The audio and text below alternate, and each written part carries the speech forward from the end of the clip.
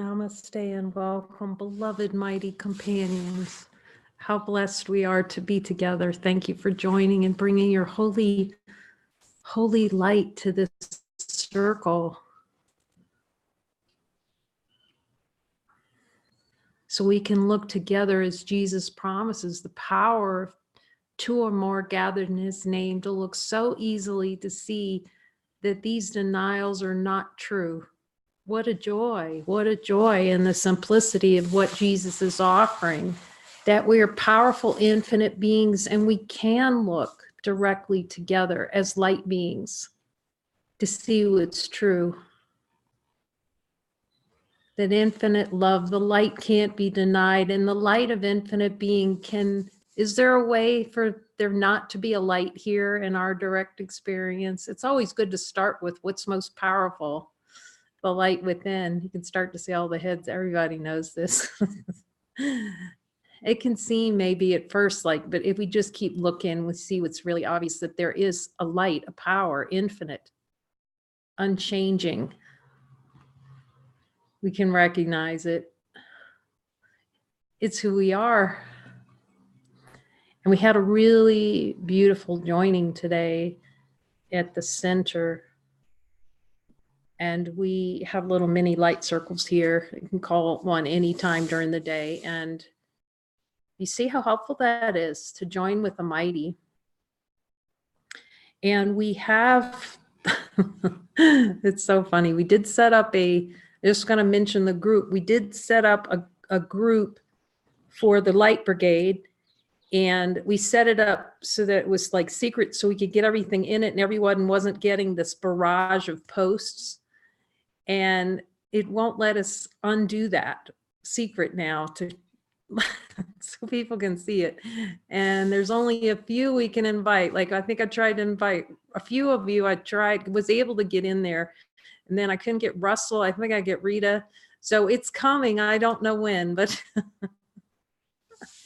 somehow, if somebody's really good on Facebook, text me. Maybe you can help us sort out the mystery of why we can't invite all of you to join us on that group.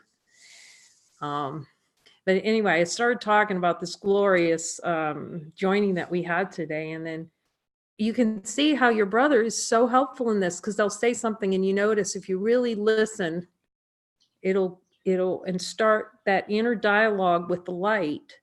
It just leads right, these light circles, you go deeper and deeper together. It looking at that inquiry, okay, what's really here? Okay, the light's here, and where am I denying the light? Jesus, show me. And she said something about not wanting to hear the light, right? Not wanting, or a belief about not being able to hear the light. You might have to remind me exactly what it was now, because obviously we get a race on it. But it was so helpful because we started to look deeply on that one. I always don't assume anything like that. I always ask Jesus to just make sure that's totally clear. And what arose was like, oh my goodness, it is a desire for another voice. Of course, he says that, but someone you really hear it, you really like get it. In the light of divine being and honesty of God, is there a desire to hear another voice? That's the only way it could appear, because there is only the light for voice for God. It's like, wow, that's one to meditate on. The desire, the wanting of another voice other than the voice for God. Wanting to follow another voice other than what's most natural to us. That was really helpful. So we were just diving deep on body identification. And so that's just coming. More and more opportunities for us to join together to see what's true, where we're denying the infinite light of being. So we're continuing with chapter 20 and asking Jesus to show us those denials, starting with the power of the light and having Jesus show us where we're denying the light. We were talking about the ability to author ourselves, the desire, as though we could author ourselves. First of all, let's look at the light.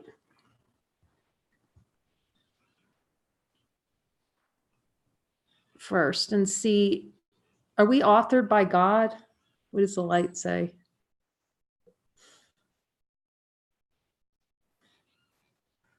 We're authored by God. So we try to author ourselves through thought, define ourselves in thought. Is that even possible in the light? Does the light go around writing a little story, a little storyline about, is the light doing any of that? Creating objects? Does the light create objects? So the light's not doing any, it's not authoring in that way. See, we think authoring is the ideas that we have about ourselves, that the ideas we have about ourselves can be real. Yet in the light of divine being, can we find a place where a single thought we've ever had is real about ourselves? About anything, really.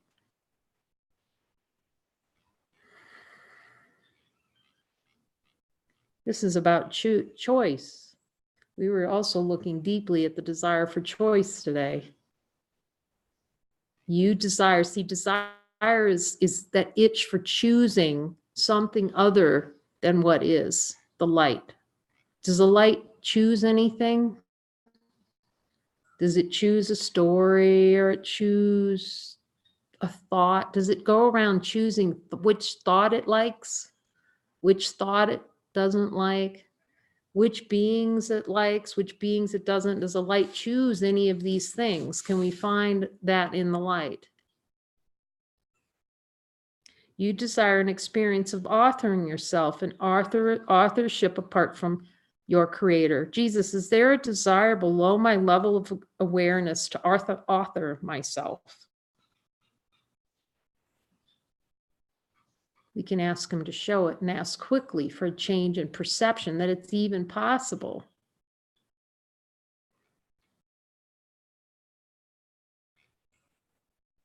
That's the idea that a stack of thoughts can define the Son of God. Let's ask.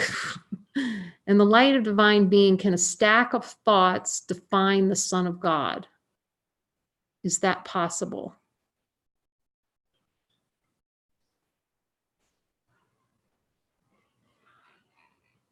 Can we find a way in the light for thoughts or feelings to define us?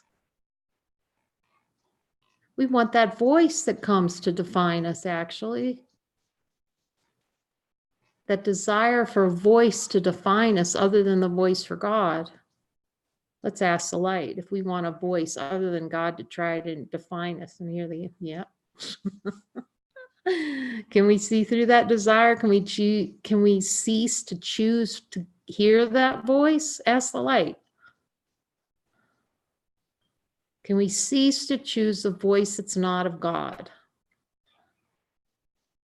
Every time I ask that question, I get, yep. That's how powerful we are as divine beings. We don't have to have that voice. Do we have to have that voice? Let's ask the light. Do we have to listen to the ego's voice? We think we have to listen to that little rah-rah section, the booing section. The constant little... It's good to ask the light whether we have to listen to it, because we assume that we do. Let's ask the light. Did we make up that voice?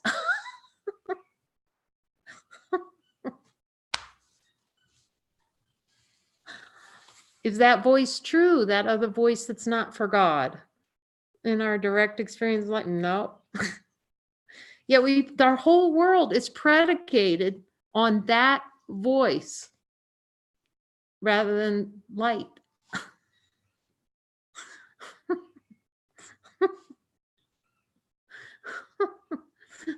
This does get funnier. Funnier to play the game in consciousness. Like there is possibility of that other voice. Is there any possibility that that other voice is true? You realize our entire investment in unhappiness is based on that voice and believing that voice. And then the light goes, is that true? No. All of our experience in the world is based on that voice, the false voice that we desire to hear. Oh my gosh. We need the light to help us out. It's good to check in with the light to make sure we're clear. Do we need the help of the light for the way out of this insanity of choosing this other voice? Oh my gosh, yes, we do. This is the desire to deny that you are authored by God. Do we have a desire? Let's ask Jesus. Do we have a desire below our level of awareness to deny that we're authored by God? Okay, yes on that. Okay. I'm willing to admit it. So we just let that desire see it. When he tells you, yes, you have it, admit it. It's really, because if as soon as you go into that denial, it's like spin out immediate. So we just, okay, yes, sir, I hear it. I hear the light telling me. It's when we don't look. That's the reminder. We've been talking about that here. When we don't look, that's what's going to hurt. But when we look directly, we can see nothing can harm me. Okay, so desire to deny I'm authored by God. I'm willing for a change in perception of the denial that I'm authored by God, by the light.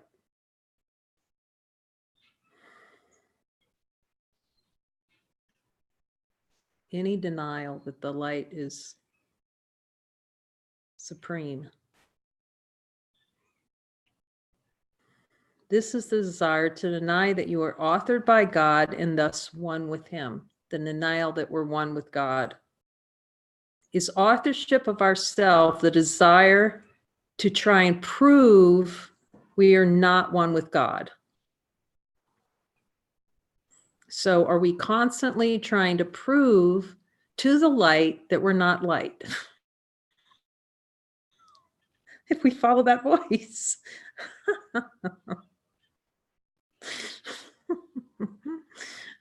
So how successful can we prove to the light that we're not light? Is it possible to prove to infinite light of being that we are, that we're not infinite light of being? Is the light agreeing that we can prove to the light that we're not light? This is helpful to see.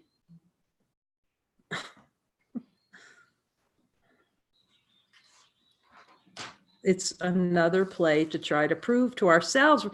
We can't prove anything to the light. We're trying to prove to ourselves that we're not the light because we're already the light. Are we already the light? Already infinite, unchanging light. And we're trying to prove to ourselves that we're not light. We're not it. Now that is deep. We can ask the light so everyone can hear it. Are we trying to prove to the light that we're not, to ourselves, that we're not the light by following the ego? Now, if that's not a deep cosmic joke, come on. No wonder Jesus is saying it's going to end in happy laughter. How can that be possible? How can we prove to ourselves? We can see we're light, and then we're going to try to prove to ourselves, I'm not light. Over and over and over and over again, yet every time we look, the light is here. Is it working? It's not working. No matter how hard we try, it's not working that we're not light. Okay. Okay, so let's keep looking with Jesus. This is helpful. These deep looks on desire. Okay, you believe in time. Woohoo! Let's look at that one. Okay. Let's look at the light first. We start with the light. Does the light know time? In our direct experiences, light beings, is time known in the light of divine being? Okay. No time in there. Da, da, da. So to recognize light, all you do is drop every thought, every emotion, every feeling, and see what's left. And when you get to nothing, you know you're home. That's all it is. Does the light have any thoughts, feelings, emotions in there in our direct experience? No, nothing in there. No object. Notice that it's objectless. Doesn't know time. Does it know change? Does it go around looking, does the light of divine being, that's us, go around looking for change, for experience? It doesn't invest in the unreal. So anything that changes is unreal. But let's ask, because we can hear it. It's not because it's said here, everyone can hear this, because everyone can hear Jesus. In the light of divine being and honesty of God, does the light changes? And it doesn't know what time is. Does it know what space is? That light doesn't know. That's us. And then it's but. See, that light's interesting, but. That's when time starts. The but starts the time experience. You desire an experience of time through denying you are one with your creator. Let's ask the light. Do we desire an experience of time through denying that we're one with our creator? The head goes, oh, yeah. Okay, Jesus, I admit it. And we're going to ask for that denial, that energetic investment of time, wanting time to deny true creation and ask for a miracle. A change in perception on time. Let's ask the light, are we powerful infinite beings and can ask for that? Light's not saying no. Light's saying, yep. We have the power to see through time as experience because we made up time. Let's ask the light, did we make up time? Did consciousness make up time? Need time be experienced? Ask the light. Does the light have any requirement that we experience time in order to wake up to the light?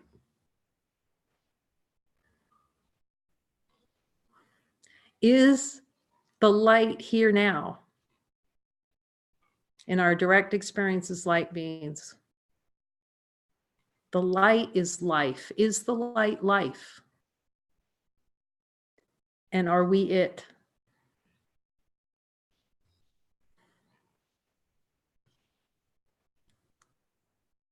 All questions can be answered in the light. Now we can see the insanity of not asking the light absolutely everything. But we'll follow what the ego says, believe in it, and do what the ego says to do. So we can continue to feel small and weak rather than accept infinite, timeless power. The timeless power of infinite being.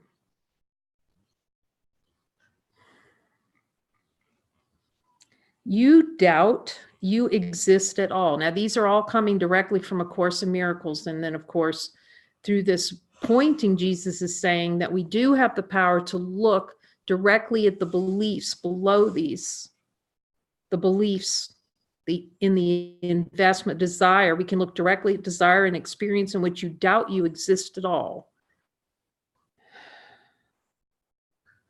Let's ask the light, is there a desire below my level of experience, my level of awareness to doubt that I exist at all?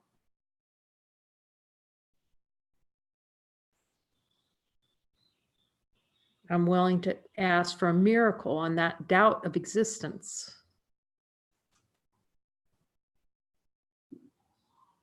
It's almost like that's the little crank that starts the wheel of proving through the ego. See, trying to prove ourselves that we're somebody. See that proving mechanism to try to prove we exist?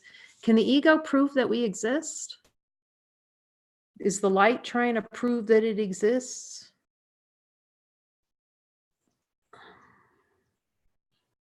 Will we suffer if we continue to keep the desire for the experience of doubting our existence?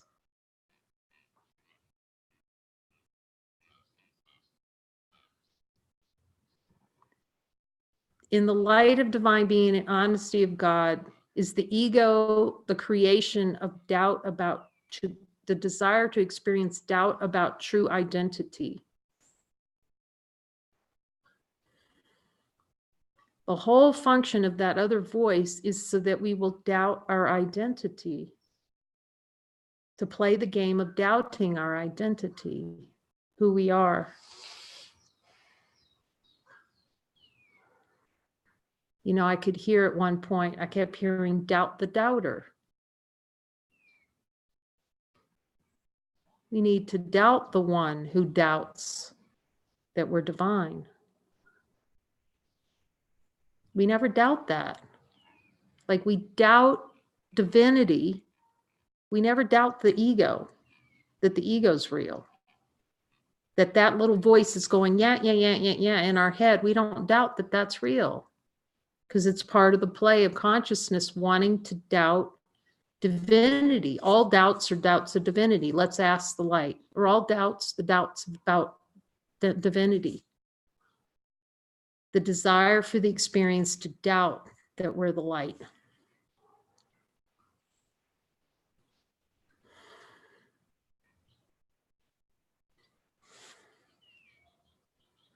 So we can use doubt to doubt the ego, that it's true. Let's ask the light. Can we use doubt? Like Jesus says, that's downright helpful.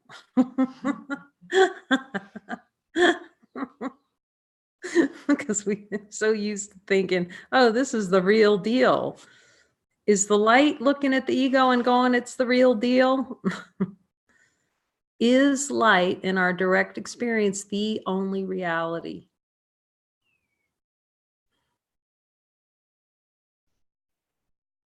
That's all there is. You believe that what you do or do not do has impact on you. From the Course in Miracles. You desire an experience of feeling that what you do or do not do has an impact. Jesus, is there any desire for an experience of feeling that what I do or do not do has an impact on me? I'm willing to have a change in perception on that.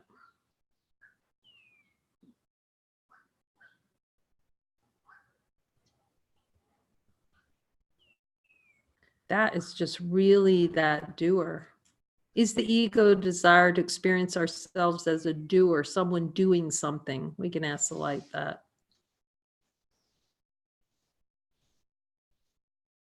So we can do a better job. See that play in consciousness. I'm going to do a better job. If I do something, it's the belief that doing something is salvation. Let's ask the light. Is there a desire or a belief below my level of awareness that doing something is salvation? And not doing something could cost me salvation.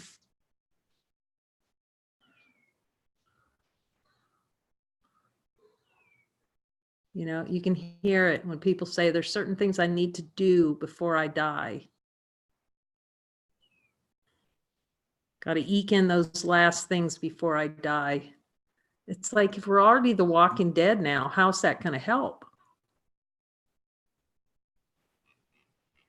If we're dead to the light now through doing, let's ask, is doing death to the light? And hear what the light says. It's trying to kill the light by doing something, to pretend like the light isn't here. We're pretending like the light's not here by being this doer that has to do things. Doing is a denial of being. Let's ask the light that. Is doing the denial of being?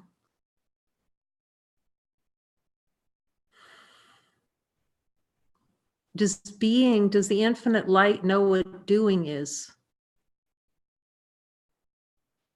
That's another reason why Jesus says, do only that, follow what I'm telling you. It undoes the idea that there's someone here who actually does anything. Then everything's just what is. The light's not trying to do, is the light trying to do anything in our direct experience? Can we find a way the light is trying to do something?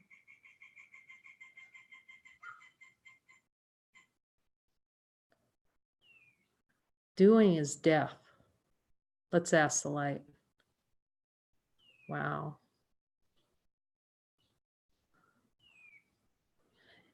Doing is just feels terrible, actually. Does doing cause a lot of suffering? Ask the light. Thinking we have to do something, that's the whole game. You start to see the list of things. I started noticing that too on the spirit, you may have noticed this too, in the spiritual journey. And then a lot of I started to notice there are all these body jobs that I was doing. Like all these things that I were doing, they just start falling away. Because you just see they're just like they're everything, all these actions out of fear, out of protection. I have to do this to protect something or protect someone or not to hurt someone or make someone happy. And you start seeing that play. To be in the play of trying to fix things or fix someone, or it's exhausting not to follow the Holy Spirit. Like Jesus says, these miracles are energizing. We're energies. Infinite power carries us everywhere. But kind of like these little busy doings thing, we never can be happy with the busy doings. Like Muji says, the Holy Spirit becomes your secretary and starts handling everything. And you start to see that. As we've talked about before, and I was reminded today, I'm being reminded again now. Thank you, Jesus. He's willing to take on everything so that we can just look. All the minutia, all the details, so we can just look and see what we're denying. That's a good deal, actually. I never liked doing that stuff anyway. I mean, things still need to, it's practical. You still eat, we go shopping, but we just follow the Spirit, everything, right? Okay, what is the Spirit saying? The Holy Spirit decide for me, so I don't decide anything, because it's impossible. The light doesn't decide anything. So it seems to be a play of decisions, but we're free from the trap of that we're deciding something, because deciding is to divide between two, and we're only one. That deciding there could be a better choice.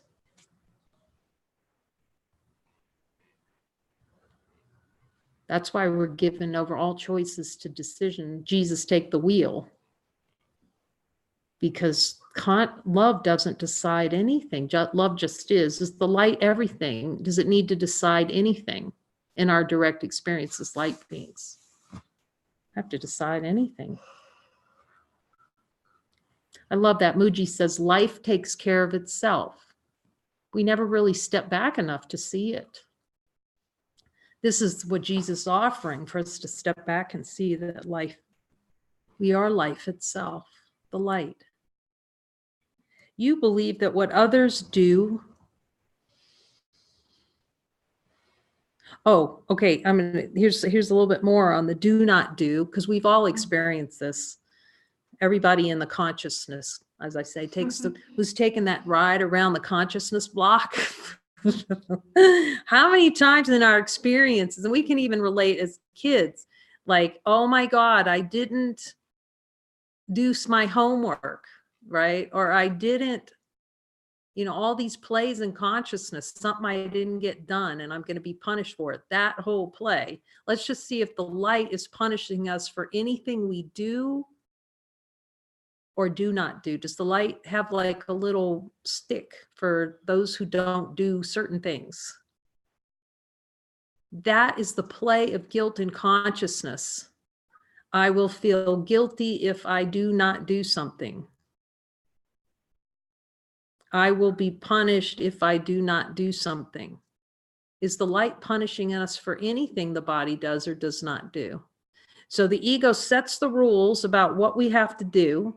First of all, it creates consciousness. So we think we have something to do.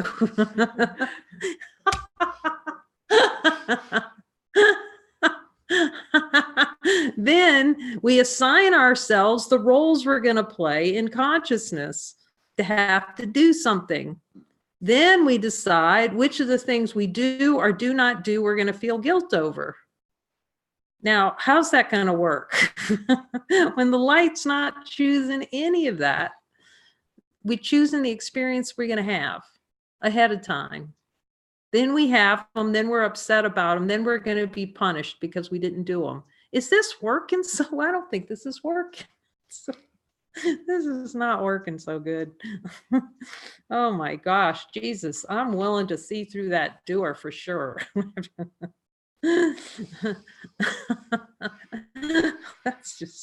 That's insane. Okay, I think we're ready to give that one up.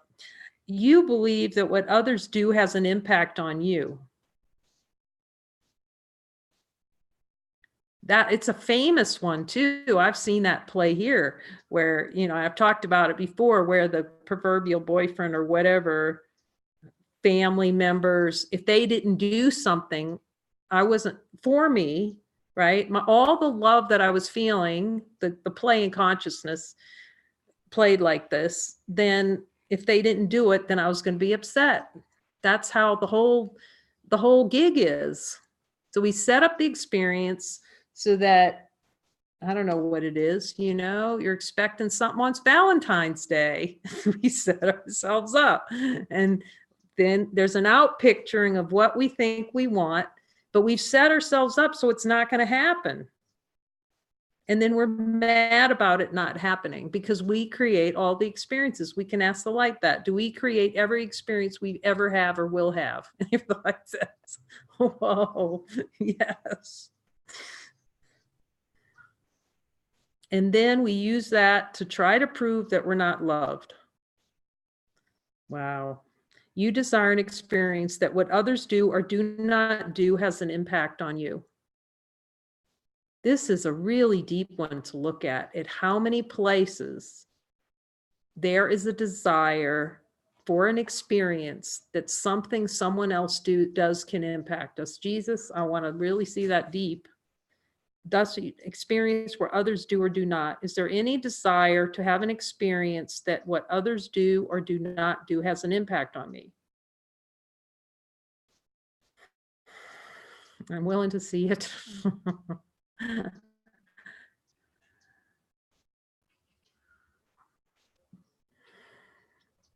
This is a happy thing to be unwound from. Because you'll see, if you pull like a puppet on a string in all kinds of different directions, because we're always looking for someone to do something for us to feel loved or happy or peaceful. This is the means by which you deny yourself love, which is being. Let's ask, in the light of divine being, is this a means that the ego uses to deny the light is here? Is this a desired experience to deny ourselves as light? We ask quickly for a miracle and change in perception that what others do or do not do has any impact.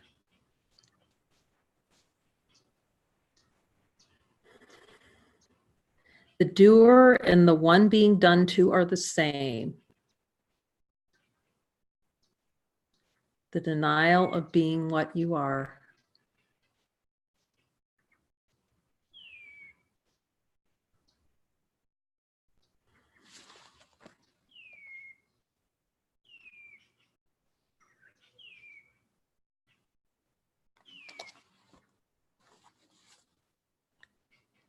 Okay, we'll do one last Holy Spirit round. And yeah, we appreciate those who've been contacting us to join. We really encourage everyone to continue contacting each other, jumping on joining calls. And just know, if you are in Messenger, you can just, you know, hit the messenger button, or, you know, text and say, I need help. And then we set up a time, or one of your joining buddies on that iMessenger group. If you're not on that yet too, just contact us. We'll put you on it where the beings are joining. And able to connect as these energies of desire. See, the whole purpose of these light circles is like, you know, you start to recognize, wait, there's something here that's light. Well, everything that's not light is going to start screaming out because there's no spacious in the being to hold on to that anymore. We can't deny that anymore. So again, as we talked about before, you know, you grab one hand on your brother and one hand on Jesus. So you stay right side up. So when it seems like the kerfuffling, if it seems to arise, it doesn't have to because Jesus says it doesn't have to, but let's just say that it does, which it did here. I found it really helpful to ask the light, am I keeping something or am I releasing something? Is something being released? So to discern, because these energies, I'm asking Jesus, yes, they need to be released. Those energies of desire. So they're going to appear in all kinds of forms and movements and that sort of thing. You just ask them, am I keeping or am I letting go? Sort of, is it being released? If it's keeping, then we ask what's underneath it, what's the desire, or we join. And you can ask him, is it a good idea to join? And he'll tell you, or, you know, work on it yourself or sit down with me, just follow whatever he's telling you to do. And then we'll jump on a call because it's for all of us to look deeply at these things. You believe that what you say has an impact on you. This is like a kingpin. Thus, you desire an experience of what you say has an impact on you. Let's ask the light of divine being. In the light of divine being and honesty of God, does what anyone says or what I say have an impact on anyone? It is abjectly impossible. See, we can't join horizontally. How many thousands of conversations, like, okay, we've all been around consciousness block, have we had where we get in a fight with someone because we don't think they're understanding what we're saying? Or that we go to the power to influence conferences and how to talk better to influence someone. So let's ask the light again. Is it possible in the light of divine being and honesty of God that anything that comes out of this mouth influences anyone? Does the light say? The light doesn't say yes to that. See, that's an idea rising in consciousness. The only thing that can happen is pure divine expression like this. And you see, it's all for you. It's like all for me. It's not, I can't, nothing happens. Like you can't convince somebody of something. The light says we cannot. So it's a play in consciousness that's something that comes out of this mouth. Think about the times. I think of the times I've tried to convince family members, significant others, business associates, teachers, trying to convince them of something. There's no one to convince. It's a play in consciousness. Let's ask, is that trying to convince someone, quote unquote, is that a play in consciousness? That's the light.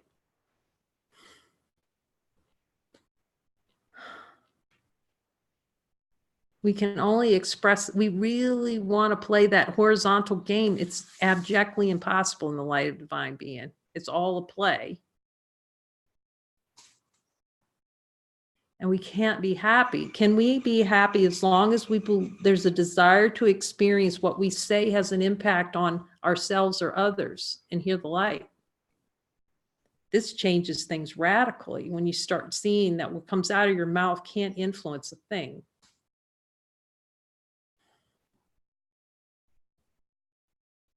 You could just be. See, as soon as we're trying to influence, do you see that influence energy goes out like this and there's an other in it? There's an other. There's someone to convince.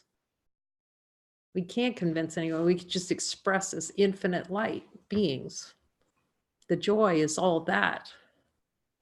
Yet the play in consciousness will continue as though you're talking to someone and it's like, Jesus, you're taking all the fun out. What do you mean I can't convince anyone?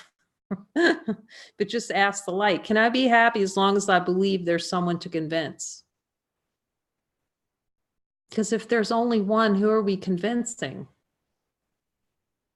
So we're all talking to ourselves. This is the whole infinite light expression, just expressing exactly like it is. Influencing is the idea that something can be different than it is. See, trying to influence, trying to create a future. It's that subtle trying to create a future by talking to somebody into something. See, that's a future. If then, if I do this or if I talk this way,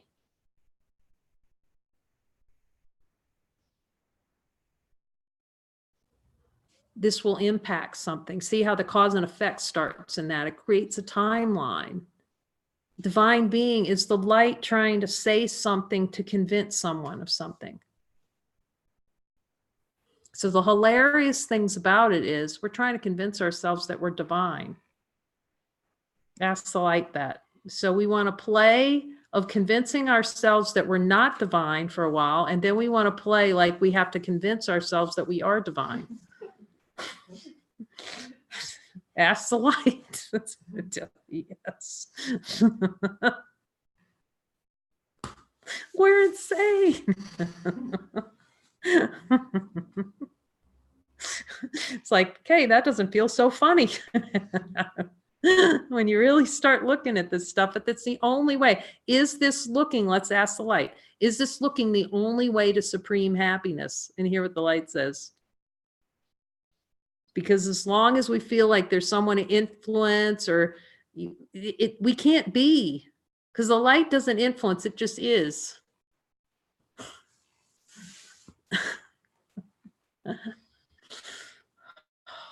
This is Deep Looking with Jesus. Thank you. Thank you. Divine happiness. This is the supreme happiness. This is all we're here for. Da-da-da. To love each other, see the light in each other, celebrate each other, and then hate each other so we can see where we're denying ourselves. Divinity. And then we thank our brother because you showed me where I was trying to boot myself out of heaven. But I can't because I'm light, and that's the best part of it all. Oh my gosh. Thank you for coming and playing with us today. Pretending like we're consciousness when we're just light. So much love. Sending you love from San Juan Costa. Big hugs to the mighties. We love you.